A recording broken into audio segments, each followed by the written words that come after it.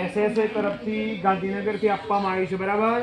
પુસ્તકનું નામ ભારતીય સાક્ષ્ય અધિનિયમ 2023.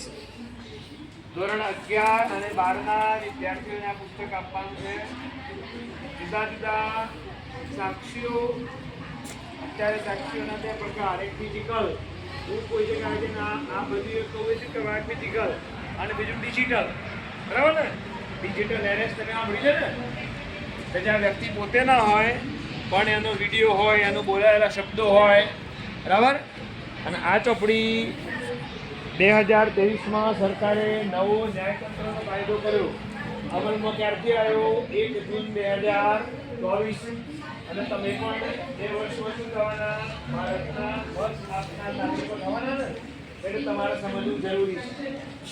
બિલકુલ પહેલા પાના પર શું કરેલું છે ભાઈ? આ ત્રાજુ કરો બેટા, નીચે કરો. આ ન્યાયનું ત્રાજુ છે બેટા, બરાબર. મારા હજુ કેટલા છે? શું કૂટા છે? સ્ટેચ્યુ ઓફ જસ્ટિસ, ન્યાયની સેવી, પણ જટિલ આ સ્ત્રી હોય એના આગળ બાજુનો હોય આટલું, બરાબર. જ્યાં સુધી તમે સાચો પુરાવો આપી શકતા નથી ત્યાં સુધી ગુનો પુરવાર થતો નથી. આ બધું કઈ બાજુ તમે કોઈ નક્કી